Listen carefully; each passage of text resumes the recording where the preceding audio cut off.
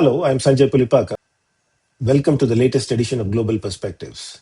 Today we have with us Professor Hiroki Sugita, who is a professor of political science and economics at the prestigious Meiji University in Tokyo.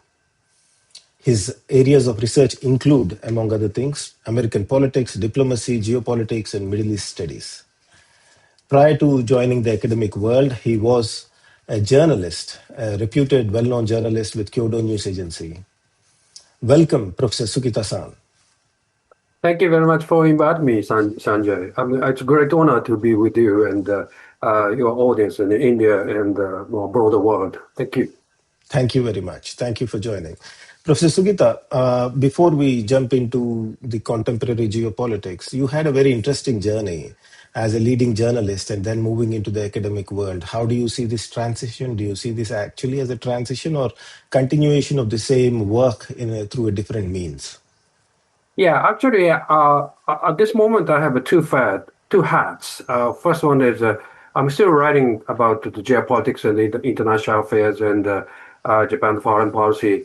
And the second hat is, as I explained, as you explained, that I'm teaching. I have a teaching job at the Meiji University, and it is very smooth to transfer from the journalist job to the two jobs of the at the same time of the journalist and the teaching job. And what I was surprised when I started a teaching job at the Meiji University is that many Japanese young people, students, and the scholars are so very much interested in geopolitics and world affairs. Those scholars who are not specialized on the international politics or regional politics, they have a keen interest of what the world is heading, or the Asia is heading, and Japan is heading. So I'm very much satisfied with the current situation of my job and response from the students. Thank you. Before we move on to the contemporary geopolitics relations between Japan and other countries, what do you make of the current international order? How do you define it? Do you think the words multipolarity and bipolarity, these concepts capture the complexity of the times that we live in? Yeah, actually, we have many talks now about the bipolar or multipolar or that kind of the world order. But my sense is that, of course, the U.S. is declining. Its influence is declining, especially, since Mr. Trump became president of the United States. Europe or Asia so concerned about Mr. Trump's sort of the America First policies or Monroe Doctrine, which is focused on the Western Hemisphere. But on the other hand, we have to focus on what kind of the role China is now playing in the world stage. And during the Cold War, when we had bipolar world. Each time the international or regional conflict happened in the Africa or South America or in Europe or Asia, Soviet Union and United States actually tried to interfere to solve in the context of their own interest. But now such as war in Iran or the Gaza Strip or maybe the Ukraine or South Sudan or African other countries, U.S. is somewhat involved in trying to settle the peace settlement or trying to make the situation beneficial and better for the United States. But where is China? That's the question. I know China is expanding its influence alongside the Belt and Road Initiative, which they started in 2013. But most of the China's interference or involvement in the world affairs focused on the economy, business-centric, not on the politics or not on the military affairs. So I think still the world affairs are still mostly influenced by the politics or in the political situation is influenced by the U.S. Policies, not just China. I'm not so sure that China is expanding its operations from the business side to the much more military or political side. But so far, we have not seen that the shift of the Chinese focus from the business to the politics. That's a very interesting point that you are making. To sum up, I presume you were saying that during the Cold War, both United States and the Soviet Union interfered in the domestic politics or the contemporary conflicts of those times. In the current world order, one of the major powers or the powers that has emerged is refraining from political interference but is engaging economically. That seems to be a defining characteristic of the current international order. We will come to that shortly, Professor, but before we move on to the contemporary conflicts that are taking place, such as Iran war or the Ukraine war, we in Oh India, yeah. when we talk of foreign policy, we had certain major themes such as non-alignment or strategic autonomy that tend to impact our foreign policy. What are the grand ideas that impact Japanese foreign policy over the decades? Well, the priority of the Japan's foreign policy or policy toward the world is, of course, still it is the relationship with the United States. And I know that there are so many new movements in Europe or India or other countries in the region, and that is in a one word, that is the leaving the United States, leaving the circle of the United States, and try to establish the autonomous or much more independent situation, especially in the European countries' cases. But in the case in Japan, our neighbors are not so easy partners to deal with for Japan. China it's expanding military, and that expansion is so rapid. And North Korea has its own nuclear stockpiles, and they have now the very good relationship with Russia. And currently Russia is focused on the war in Ukraine, in the European theater. But they have their own interest in the east part of the Russia and maybe the Asian part of the of that their region. So that means that Japan is surrounded by the very difficult countries to deal with.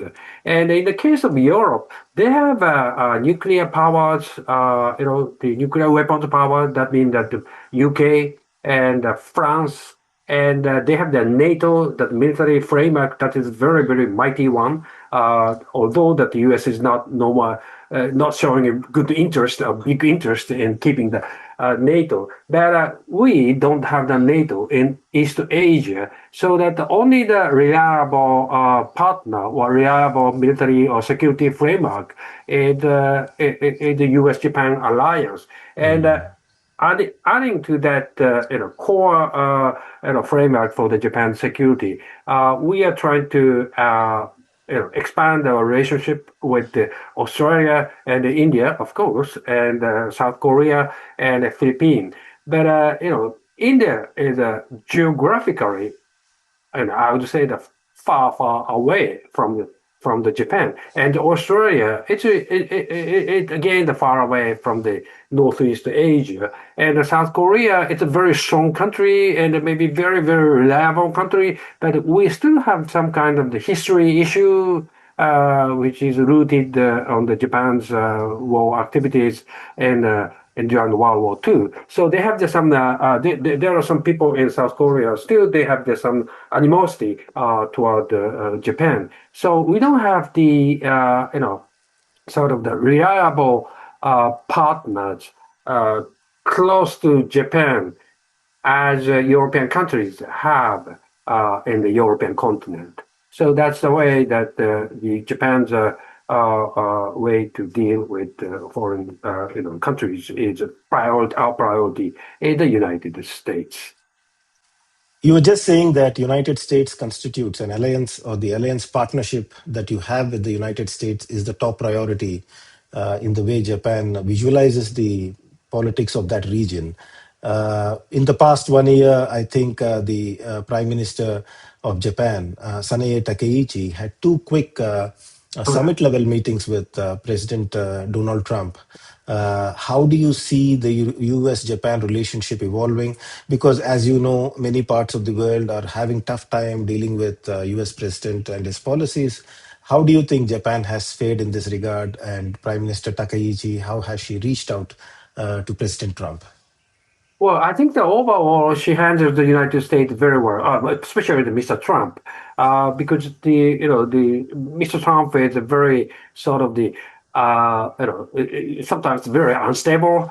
That during her meeting with Mr. Trump, she actually sometimes flattered very much, and that is not popular among the Japanese public opinion. But provoking the Mr. Trump doesn't make any good interest for Japan. And as I said, that Japan doesn't have the alternative option other than the United States. So the most important job for the Prime Minister of Takaichi in the meeting with Mr. Trump is not to provoke Trump and say and make Trump Trump say something good about Japan, and to make keep the promise of he made in the past with Japan, and that's the standard or measurement of whether we should judge success or failure of Mr. Takaichi's meeting with Trump. So from that measurement, I think that she did a very good success in the meeting, two meetings with Mr. Trump. The other dimension of this Japan United States relationship in the recent past has been the Iran war. Yeah, right. How has Japan responded to the Iran war? What has been the impact of the closure of Straits of Hormuz? And more importantly, how did Japan and Prime Minister Takaichi handle President Trump's requests for military support or some kind of a military intervention during the Iran war from Japan? Well, of course, the Japanese people are very upset with the war, the unilateral war on Iran initiated by the United States and Israel. And people of Japan know that is the sort of the violation of the international norm or international law. But government of the Japan, senior officials of the government have that kind of the idea on the point of the very the sort of the questionable in the context of the international law of the U.S. action is very questionable in the context of the international law.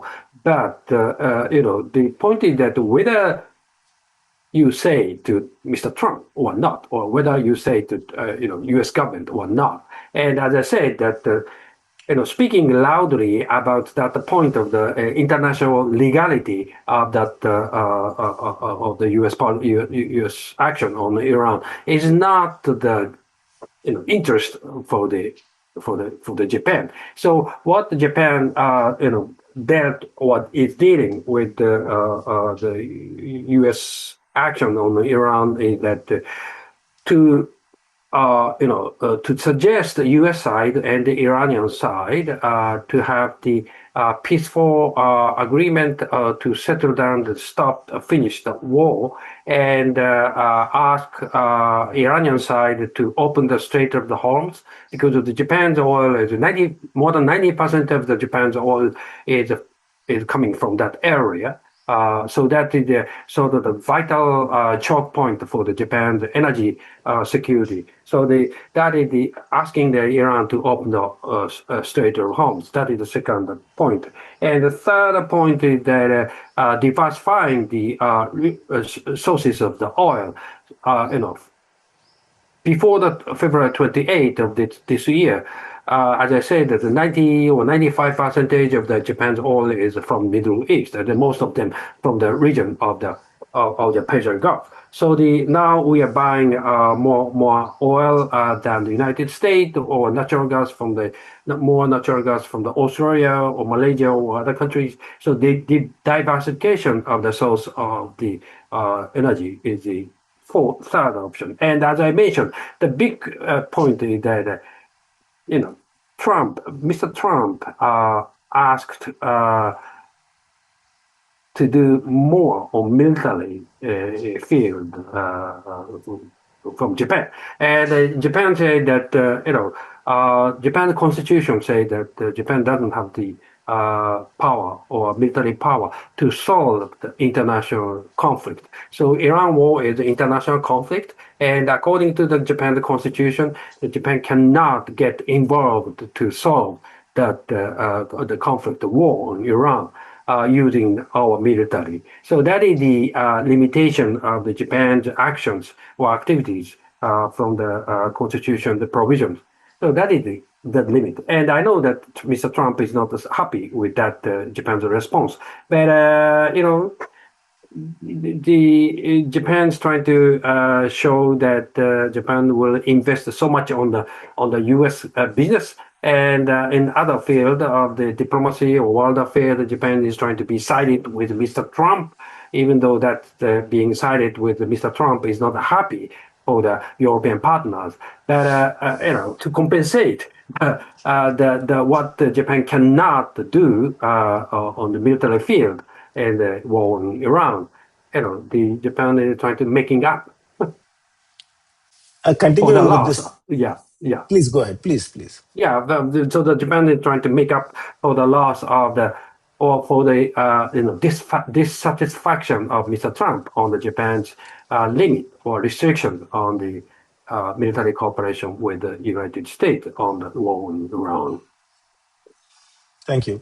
Continuing with this theme of United States relationship with Japan, there is a perception in India that perhaps United States is giving up on the idea of Indo-Pacific because they recently changed the name of their Indo-Pacific Command as Pacific Command. And of course, people have, the American scholars and policymakers have said that it is only a change of name, but not changing the emphasis on the larger Indo-Pacific structure. Conceptualization. And there is also perception that perhaps the United States is not showing keen interest in the quadrilateral framework or the Quad. How is Japan looking at these perceptions? Do you share similar perceptions? What is Japan thinking on these issues? Well, as far as I know, as far as I heard from the Japanese officials, the U.S. government send two messages. First one is, as you said, from Mr. Trump. He's not showing the keen interest in the Quad or the Indo-Pacific region, and he's much more interested in the direct bilateral deal with the Mr. Xi of China, and that is a big concern for Japan. But the second message is much more middle-sized level of the U.S. government or lower-side level of the U.S. government. Officials, or bureaucrats, or military generals, or military colonels, or admirals, and their message is that U.S. as the government or as the military, as the institutions are keen.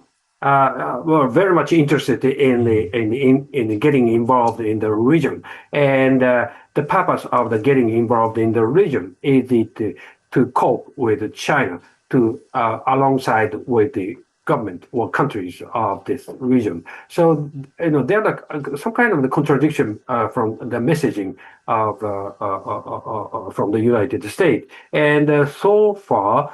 I mean, what Japan is doing that quietly asking or requesting or suggesting Mr. Trump that our point is that this region is very important. So quietly suggesting Mr. Trump that don't over or don't underestimate the threat of China or expansion of China, and to the mid level of the people who are actually working on the Japan US or Japan US China or US Indo-Pacific. What we are doing that to deepen our working cooperation, bureaucratic or political working cooperation, and the military cooperation. The joint exercise of the military, both of the militaries or multilateral joint exercise, and that kind of the things we are doing. So that hopefully our quiet suggestion to Mr. Trump makes works well, and alongside with our very strong, energetic cooperation with the mid-level of the U.S. bureaucracy and the U.S. military people. So the combination of all of our efforts, our hope is U.S. as an institution will double down their efforts to deal with the region. On this theme of China factor, recently we have seen Prime Minister Takaichi making comments about Taiwan, which has sort of elicited sharp response from China. Can you explain to our viewers what this issue is all about, and how has the United States responded to the pressure that has come from China on its ally Japan? Oh yes, sure. Yes, of course. Prime Minister Takaichi, last fall, he actually told the parliamentary committee, and they explained about the Japan policy in the Taiwan crisis. And she was asked a question by the former foreign minister, who is now the member of the opposition party. And the question is, what would you do if something very bad, or the military crisis happened in the Taiwan Strait between the Taiwan and the China? And the Prime Minister's answer is that if really that kind of thing happened, and if the U.S. joined, or if U.S. comes to help Taiwan, and if the military clash happens between U.S. and China, Japan may implement the collective security of our collective defense right. That means that Japan may send Japanese SDF, self-defense force, to assist U.S. side, and that is the what the agreement of the that is actually what the Japanese policy decision writes about the when and where and how Japan may implement the collective defense right and with the United States. So that is the official position of Japan, and that is simply the statement, which is a clarification of the official position of the Japan by Mrs. Takaichi. But China is so upset because China, as you know, that say that Taiwan is one province of the mainland China. So that means that mainland China, any military tension or military clash between the mainland China and Taiwan is it's domestic affairs. So why? First of all, why U.S. is interfering that China's domestic affairs, and why Japan is coming to getting involved to the China's domestic affairs? So the fundamental question of what Japan is thinking about the international legal status of Taiwan, and how much importance Japan put on the U.S.-Japan alliance, and how much importance Japan put on the Japan's relationship with China. I mean, despite the political tensions, if you look at Japan-China relationship, the economic interactions are pretty substantive. How do you see Japan-China relations evolving in the near future?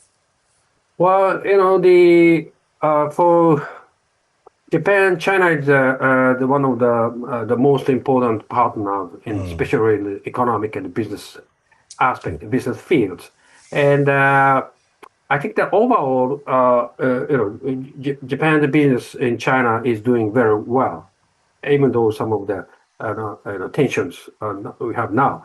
But the one strong concern I have for on behalf of the Japanese business in China is that recently, the two businessmen which have some business with the China side on the critical mineral issue, the import of the critical mineral issue. And those two businessmen were recently detained by Chinese side. And we don't know the exact charge why those two businessmen were detained. But we know that their business is related to that mineral, critical mineral. And now China has a strong importance on the handling of the critical mineral. They restrict the export of the critical mineral to foreign countries, especially to the U.S. and Japan. And they say that the dual use purpose they have, the critical mineral have the dual use purpose. And if the importer, which is Japanese companies or U.S. companies, say that this is the civilian use, China said that it can be used for the military purpose. So that's why they have to restrict it. I think the critical mineral is so I think the core issue for the future tension of the Japan-China. Because since 2010 we have some kind of the tension of the Senkaku Island, the disputed island, and at that time the China actually slowed down the export of the critical mineral, and that is the first case of the China used that the critical mineral as the sort of the economic weapon to deal with the foreign countries. And then now that last year during the the tariff war between the U.S. and China, China stopped exporting the critical mineral to the U.S. And the U.S. President actually conceded his position to have the settlement. And then that China resumed the export of the critical mineral. And now that China, since as we discussed that, Mr. Takaichi's statement on the Taiwan crisis, again, China slowed down export to the critical mineral to Japan. And, the last May, yes, the G7 meeting was held in France. And Takaichi joined the G7 meeting because Japan is a member of the G7. And at that meeting, Takaichi announced a new initiative, which is joint, strategic, storage of the critical mineral, as we have for the oil. So that is I think that is a very smart and a nice idea. And most of many of the, I think that all of the members of the G7 agreed on the Takaichi's initiative. But that is very, again, provocative for China, because China says that critical mineral is China's monopolized sort of the card to deal with the U.S. and Japan and European countries.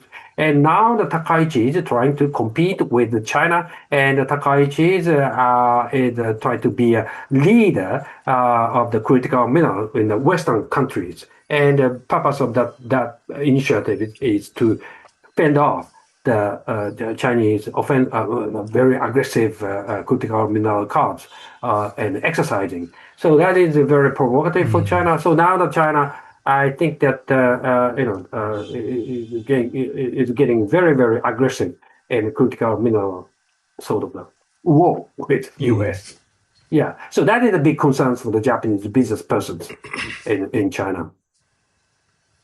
Thank you for that detailed explanation on how Japan-China economic relations are shaping up with specific reference to critical minerals. The Yeah, other important neighbor that you have is Russia. yeah. In the recent past, the relationship has been under considerable stress. How do you see Japan-Russia relations evolving in the near future? Well, the during the Abe, prime ministership, Mr. Abe, the former and the late prime minister, very popular, not just in Japan but in the world. He actually he tried to improve the relationship with Russia. Yeah. Uh, Before Abe, we have, and still we have the very difficult territorial issues, territory dispute with Russia, and that hindered all of the negotiations, business negotiations with Russia. But what Abe was trying to do is that that issue is still here, territory issue is still here, but simultaneously at the same time, we could improve the business relationship with Russia. So Abe initiated many business joint business endeavors or attempt with Russia. The energy sectors or forest sector, the agricultural sector, the fishing sectors, many very ambitious ideas Abe had and proposed to Mr. Putin, and Mr. Putin was very happy to get that kind of idea. Purpose of that Abe's idea is that to have the good, better relationship with Russia. That means the circling the northern Yeah. boundaries of China. So that means the Abe did not say clearly that is the isolating China, but my sense is that the purpose of that Abe initiative is sort of the joint establishing the joint force, Russia and Japan and maybe U.S.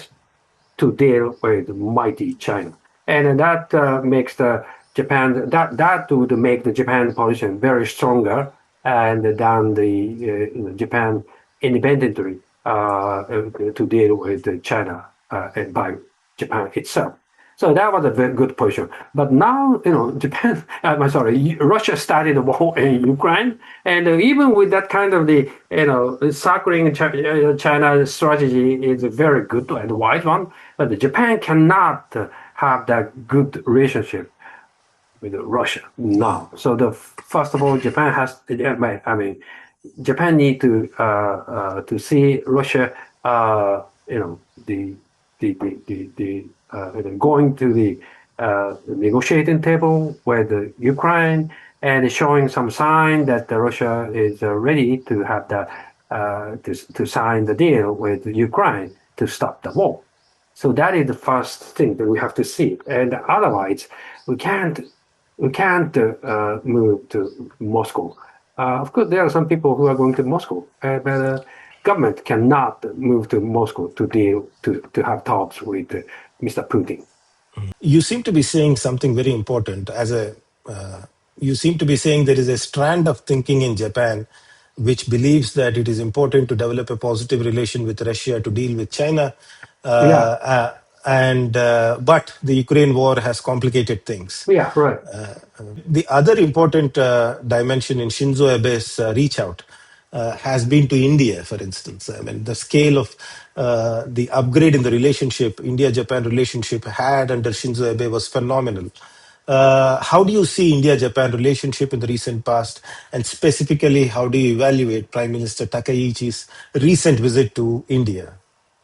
Well, I think that the Takaichi actually followed Abe's position on India, and I'm sorry, she knows very well that the significance or True. importance of the India, and not just to deal with China, but our bilateral relations should be much more improved, regardless of our policies or our policies toward China or Russia is. But the since Shinzo Abe left the government, year 2020, the following prime minister have not shown the big interest or big energy to improve or to upgrade our relationship with India. So Takaichi is, as you know, that Takaichi said that she is a disciple of Mr. Abe. She is the sort of the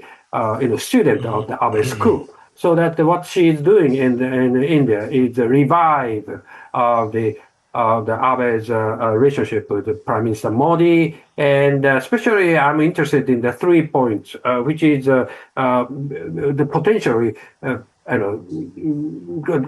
can be a core of the India and the Japan relationship. The first one, of course, the military relationship, but the second one is not well mentioned.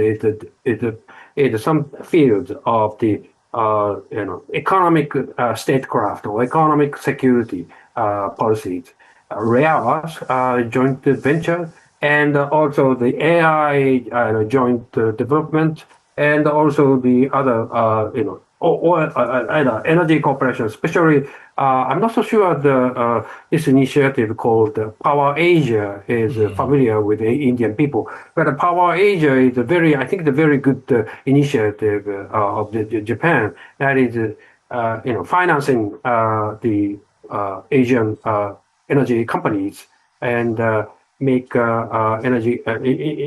Asian countries much more independent from the Middle East or other parts of the world. So that is the very important initiative. So I think that military cooperation is, of course, very important, but again, China would become upset whatever we do about military things. So, but maybe the economy, business, cooperation is simply is a very good interest for both of the countries, and also the potentially the very it can be a sort of the rocket starting, in a field for our Japan and the India relationship. What do you think are the frontier areas for India-Japan cooperation? Do you think critical minerals is one of those areas where India and Japan could cooperate a lot? Oh yeah, I think the critical mineral is one of the very important issue for Japan and India, and also the AI or IT technology field is again IT. IT, when you come to Tokyo, you see many Indian people who are working for the big Japanese company, and their expertise is on the IT is very helpful for the Japanese company to start. And another one is, as I said, that AI. AI is sort of the very touchy issue. I guess it's potentially is a very strong field for the growth. But you know, most of the AI service, artificial intelligence service or IT service, is provided by United States. And even in Japan, the strong alliance we have enjoyed with the U.S. and we will enjoy it with the U.S. But Yeah. even in that Japan, some people are afraid that we would face the chance of the AI sanctions by U.S. government. Your experiences in the issue of the Greenland. When the European countries actually opposed to the buying of the Greenland by United States, and the U.S. president said that he would sanction the European countries. He didn't say that it's AI, but he would say that first of the high tariff, and maybe the military clash. he's ready to start with European countries for the sake of getting the Greenland. That is a very provocative and extraordinary statement. But maybe the Trump is thinking about AI would be the good weapons to get some concession from the many countries, including Japan and maybe the India. So we think that we should have some kind of the sort of the independent AI format where AI, some say that AI sovereignty, independent from different from the U.S. model. So in that sense, that U.S., Japan and India have a great chance to cooperate. Yeah. Moving from Japan's external engagement, Prime Minister Takaichi came into office with substantive majority. Prior to that, there was some political instability in terms of number of prime ministers that preceded her. Do you think we are going to see an era of political stability now in Japan with the landslide majority that Prime Minister Takaichi has? I think that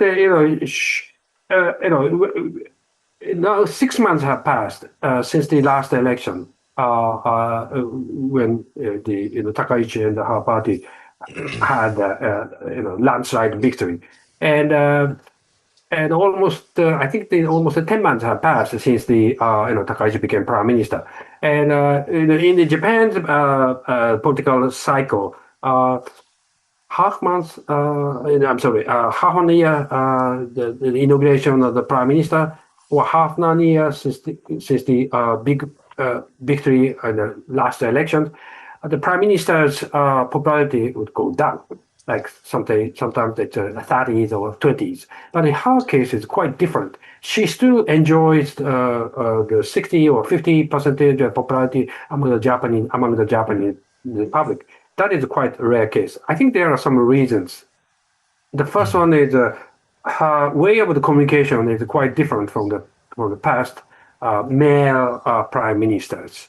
Her talks is very easy to understand, and she doesn't use the political jargon or big words, and she talks straightforward to the general public. So she skipped the consultation with the big shots of the old boys of the Japanese politics. But that way of the her way of the communication is very popular among the general public in Japan. And the second reason is that her tough policy on China, that is again very popular. Each time that China's harsh treatment of the Japanese business, such as detention of the two Japanese businessmen in China, or a very provocative statement from the foreign ministry of China, that kind of the incident or statement angered Japanese public, and the past prime ministers said that sometimes they are very strong on China, but most of the times they say that, well, I know that the general public of Japan is upset with the Chinese behaviors, but we have the very strong and important relationship with the Chinese business. So we can't keep the relationship. We can't keep the relation. We cannot break the relationship each time when the China made some harsh statement on Japan. So that's the reality of the Japan-China relationship. That's what the prime ministers in the past said. But now the Takaichi didn't say that. When China said something wrong, Takaichi said that that's wrong. So that is very popular among the Japanese politics. And I think the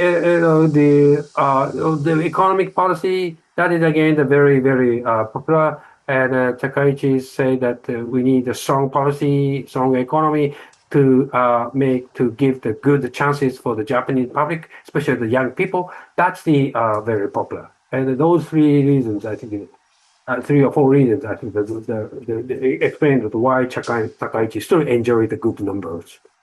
The other major issue, domestic issue that seems to be capturing the lot of attention is the possible amendment of Article 9 of the Japanese right. Constitution.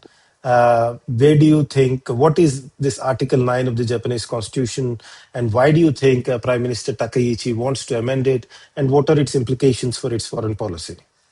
First of all, the Article 9 of the Japan's Constitution, actually, Japan's Constitution was enacted, 80 years ago, long time ago, immediately after the World War II ended. The Article 9 said that Japan does not use the military force to solve the international conflict. And as it is, Japan doesn't have the military force. So the SDF is the name of the SDF is self-defense. So we don't give up the right to self-defense because any country has a right to defend its territory when the country is attacked by foreign powers. But we don't have the power projection, military force. That means that to solve the international conflict. So that's why we don't send troops to the Navy to the Iran war. But nowadays the public opinion polls say that amendment and keeping the article as it is that 50-50. So in the past, that Japan is a pacifist country. The people still remember, senior people still remember the suffering of the World War II and 2 atomic bombs dropped in Japan. So that's the big sentiment among the Japanese people. And still the senior people oppose that amendment of the Article 9. But the young people, they don't have the clear memory, of course, and they have the much more important for them is that the geographical, rapid change in the region, especially the geopolitical scene. China's rapid expansion in the military and other, the economic security policies of China is just threatening the Japanese side, and North Korea has.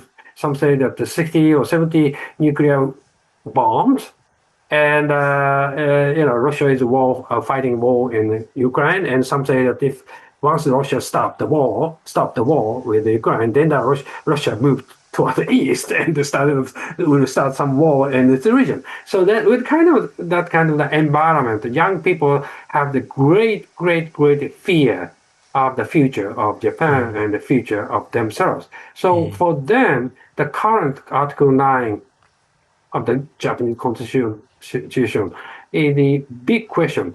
Can we defend ourselves with that current Article 9?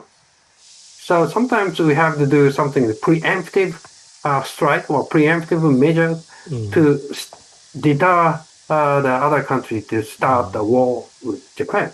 So if we need some kind of preemptive measure, or preemptive ability or capability, the current Article 9 is not enough.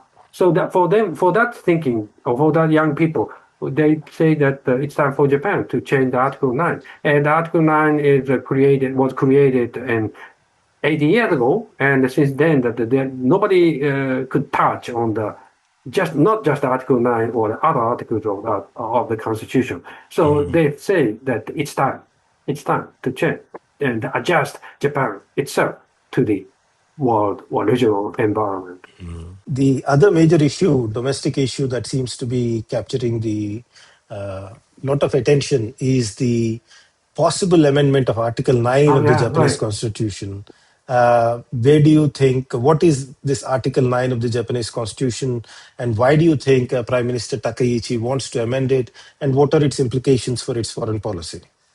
First of all, the Article 9 of the Japan's Constitution, actually Japan's Constitution was enacted 80 years ago, long time ago, immediately after the World War II ended. The Article 9 said that Japan does not use the military force to solve the international conflict. And as it is, Japan doesn't have the military force. So the SDF is the name of the SDF is self-defense. So we don't give up the right to self-defense because any country has a right to defend Yeah. its territory when the country is attacked by foreign powers. But we don't have the power projection, military force. That means that to solve the international conflict. So that's why we don't send troops to the maybe to the Iran war. But nowadays the public opinion polls say that amendment and keeping the article as it is that 50-50. So in the past that Japan is a pacifist country, the people still remember, senior people still remember the suffering of the World War II and two atomic bombs dropped in Japan. So that the big sentiment among the Japanese people, and still the senior people oppose that amendment of the Article 9. But the young people, they don't have the clear memory, of course, and they have the much more important for them is that the geographical, rapid change in the region, especially the geopolitical scene. China's rapid expansion and the military and other the economic security policies of China is just threatening the Japanese side, and North Korea has some say that the 60 or 70 nuclear bombs, and Russia is fighting war in Ukraine, and some say that if once Russia stopped the war with Ukraine, then Russia moved toward the east and will start some war in this region. So that with that kind of the environment, the young people have the great fear of the future of Japan and the future of themselves. So for them, the current Article 9 of the Japanese Constitution is the big question. Can we defend ourselves with that current Article 9? So sometimes we have to do something, preemptive strike or preemptive measure to deter the other country to start the war with Japan. So if we need some kind of preemptive measure or preemptive ability or capability, the current Article 9 is not enough. So that for that thinking, or for that young people, they say that it's time for Japan to change the Article 9. And Article 9 was created 80 years ago, and since then that nobody could touch on not just Article 9 or the other articles of the Constitution. So they say that it's time to change and adjust Japan itself to the world or regional environment. A related aspect here is Takaichi's promise to increase defense spending to 2% of GDP. Do you think Japan is on path to achieve it, or do you think it is sustainable? What are the opportunities and challenges of that? Yeah, right. I think that Japan can achieve that goal, Japan is stretching its military, actually SDF, and Japan is buying many American weapons. So that in total, in combination or in accumulation of all of the things combined in the one figure, I think that Japan can achieve the 2% goal of the GDP. The challenge is that, of course, that the finding the resources from the Japan budget. I think it's the same in India. The Japan budget is almost taken by the entitlement, like pension or subsidies or that kind of things. So that's why the social welfare thing. So that's why that we cannot get some money from that entitlement in a portion of the Japan's budget. So where else Japan get that the resource for the budget? That's a big question. And Takaichi's explanation that Japan is growing, so that the revenue, the tax revenue is growing, so that Japan and also maybe there's the chance to issue the debt, the treasury bond and to get some money. That's the way, maybe. The Takaichi denied that the treasury bond is not the option for the building the defense. But there may be some options, other options. But anyway, the Takaichi explanation that we can't. We depend on the tax revenue. So don't worry. Government will not touch on the entitlement of pension. So that's no concern for you. So that's their explanation. But I'm not so sure. I'm not sure. 2% is okay. But 3%, 4%, 5%. The Trump people are floating the idea that Japan should expand or increase the military budget to the 5%. That is very, very big much. And in that case, that we have to dramatically change our structure of the governmental budget. Yeah, and opportunities, of course, that we can buy the many American weapons, and we can have them, long-range missiles.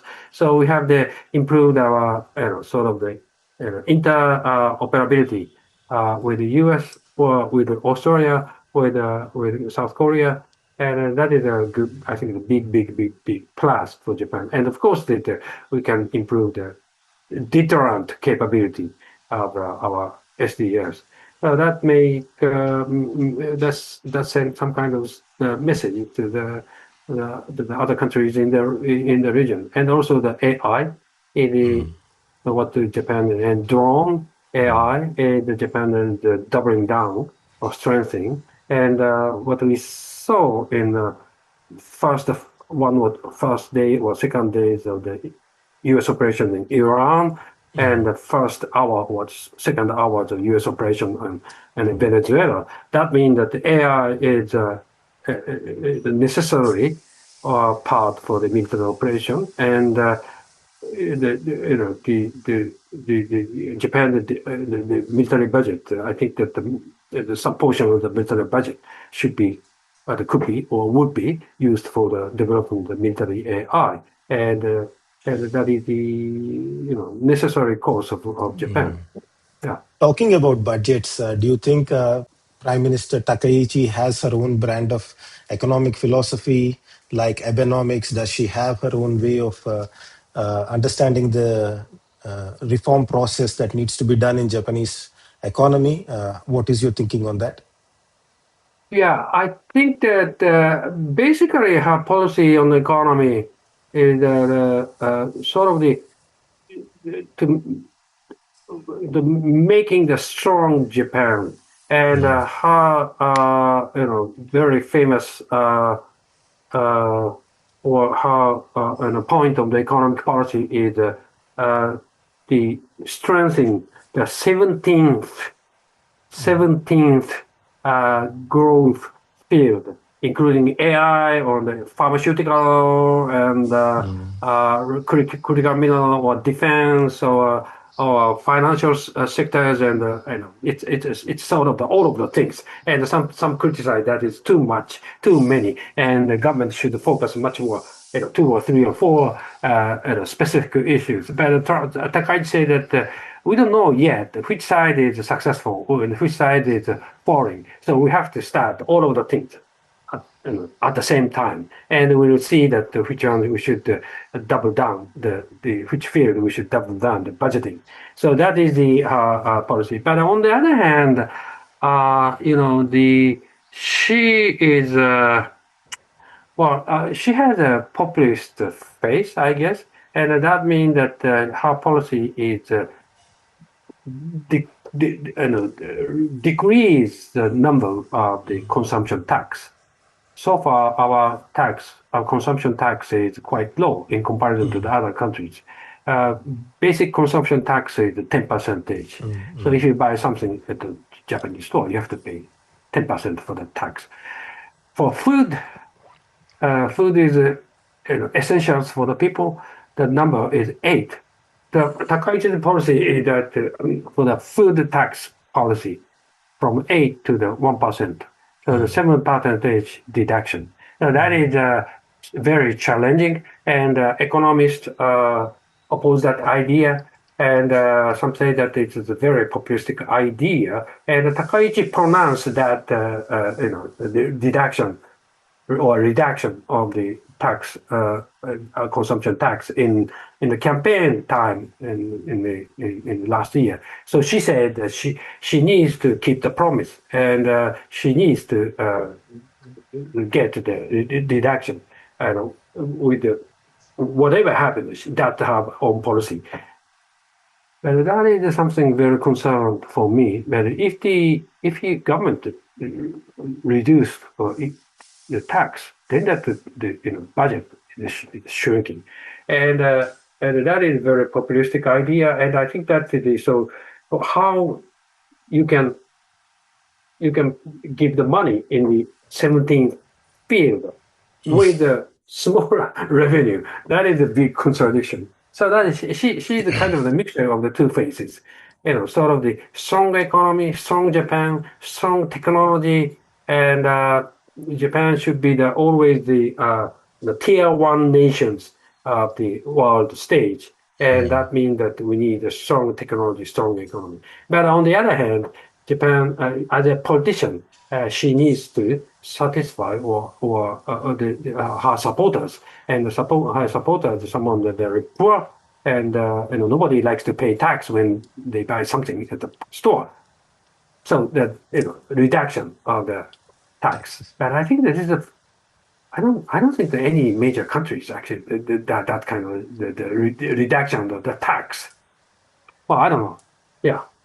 Thank you for that wonderful explanation about her economic philosophy and the policies that she is implementing and the challenges and opportunities that are there. She's often portrayed as a follower of Shinzo Abe or someone that was groomed. She was reportedly trained by Shinzo Abe for high office. It is true that the geopolitical context in which Shinzo Abe operated is very different from the geopolitical context now. But nonetheless, are there any similarities in the way she conceptualizes grand strategy in terms of foreign policy with Shinzo Abe, and what are the differences that she's showing with reference to Shinzo Abe's foreign policy? Yeah, I think except the Russia, except the war in Ukraine, I think the geopolitical situation in the Shinzo Abe time, let's say 10 years ago, and Takaichi Sanae's time now, I think there's no big differences at all, and especially in the region in East Asia. China is growing, China is expanding. North Korea had a bomb in 2010, and it's expanding. So I don't think the challenges, security challenges Japan is facing now were the challenges that Abe Shinzo faced 10 years ago. So I think basically the security policy of Takaichi is not quite different from the Abe's policy 10 years ago, because the situation has not changed much. U.S. priority and having tie with the India, Australia, and South Korea, Philippines. That is the expanding our Japan's friends or Japan's alliance, quasi alliance in the region, and also UK and some other countries in Europe. So that is the actually the course set by Abe, and Takaichi is following that course, and that is exactly. I think that's the explanation which I can give you. You had referred to earlier about the youngsters, the anxiety in youngsters about dealing with China and the security threats, whereas the elder generation seems to be dealing with the memories of the war. Do you think there are difference of aspiration among youngsters and the elder generation on how foreign policy should be in Japan? Yeah, I think that the aspiration of the young people, well, I mean, yeah, I would say that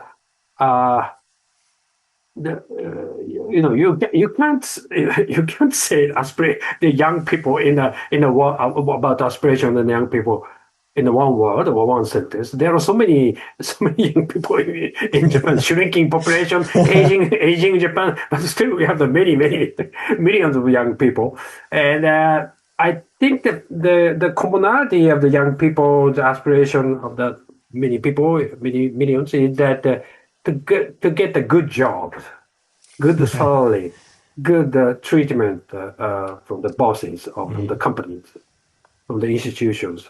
And second one is that as a Japanese, they would like to get some adequate respect from the people in the world or from the countries. And from the second point that China's position always looking down Japan, and sometimes China say that such as that President Xi of the China seems to me is not willing to set the summit meeting with Takaichi, and Takaichi said that Takaichi is ready to meet with President Xi whenever or wherever.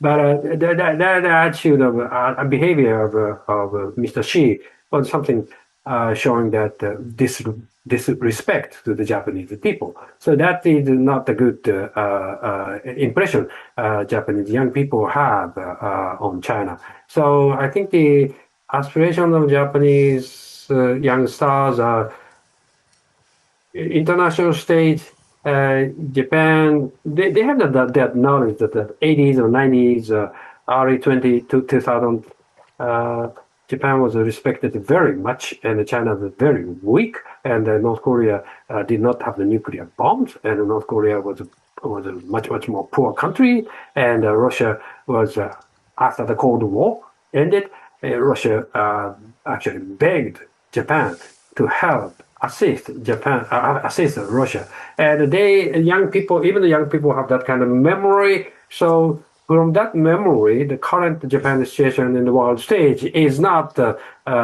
good one for those people. So those people would like to, I think that they recover or restore that kind of status in Japan, and especially in the security policy.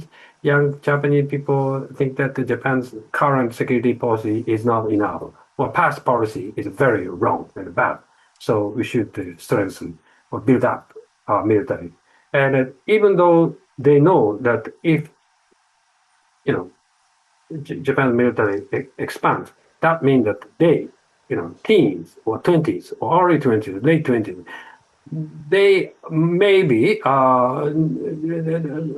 being called by the government to join the military. I don't think that Japan has a conscription, but voluntary military. We keep that state, that quality, that nature of the military. But the young people sometimes need to go join the military. But even that kind of the perspective, young Japan say that, well, we need a much more strong military. Maybe they don't think that they would be called to the military. They think that physical robot soldiers can fight the wars, or AI can solve all of the international conflict. But young people are very sympathized with the military build-up policy. Finally, Amal, can you recommend a few books that are must read to understand Japan's domestic politics and also its external engagement?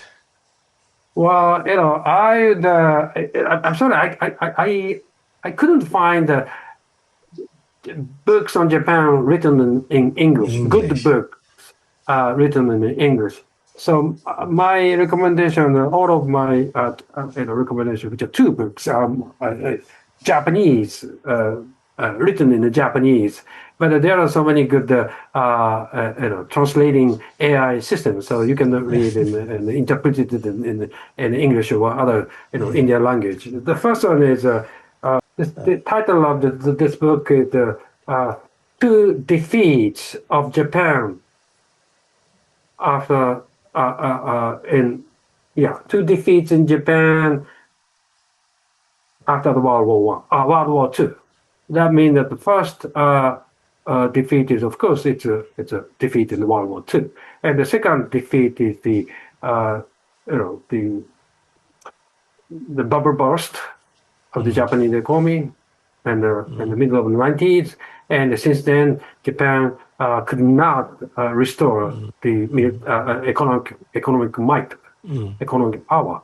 So since let's say that from the mid 90s, 30 years have passed. So we call that 30 years is lost 3 decades. Lost 3 decades. So during that 3 decades, China is growing, and South Korea is growing, India is growing, and other Asian countries growing. Japan have not grown at all. And in some measures, statistics, Japan is shrinking economically. So that means that Japan's lost twice. Right. And also, this book is written by Yoichi Funabashi. That is a very famous Japanese journalist and award-winning journalist. And that is the first book. And the second one is this is my book. It is about Japan's non-nuclear weapon policy, written by Hiroki Sugita. And Japan had the program or project of the nuclear weapon development of the nuclear weapons during World War II. Japan lost it, the war, so that project actually failed. And then that 60s and 70s, China tested the nuclear bombs. And India tested the peaceful nuclear explosion in 74 hour, and Israel and other countries, Pakistan. So Japan resumed its research on the nuclear bombs in 60s and 70s. And at the end of all of the researches, foreign ministry research and defense ministry research and civilian researches, at the end of all of the researches, Japan decided not to have the nuclear bombs because of the pressure from the United States.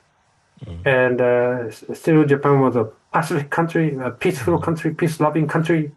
So that if Japan their thinking at the time was that if Japan had a bomb, then that other countries in the Asia, Korea, Taiwan would have, and the Middle Eastern country would have. So that is quite big proliferation of the nuclear bomb. And also that Japanese government at the time decided to, rather than building the bomb, we should focus on the development of the economy, of business. And so that I think that at that time that policy was the right one, and that policy succeeded in making Japan big and prosperous. But now, again, that people are thinking about the bombs. And this book was published in 2005. Yeah, 2005. And actually, this book actually triggered the sleeping, sleeping aspiration among the Japanese people to have the bombs. So this is I think this book is very interesting. And I touched on the Indian nuclear testing and what kind of the reaction the Japanese people made when they heard India had a bomb. India had the bomb. Yeah, so those 2 books I would recommend. Thank you, Professor Hiroki Sugita-san, for this wonderful conversation on Japan's foreign policy, external engagement, relationship with India, relationship with other major powers and neighbors. It was truly a rewarding experience for us, and I'm sure our viewers will find it very interesting. We will get back to you again sometime later on other conversation topics, and we will take forward this conversation. Thanks a lot. Thank you. Thank you very much, Sanjay. I enjoyed it very much, and I appreciate your invitation. Thank you very much. Thank you.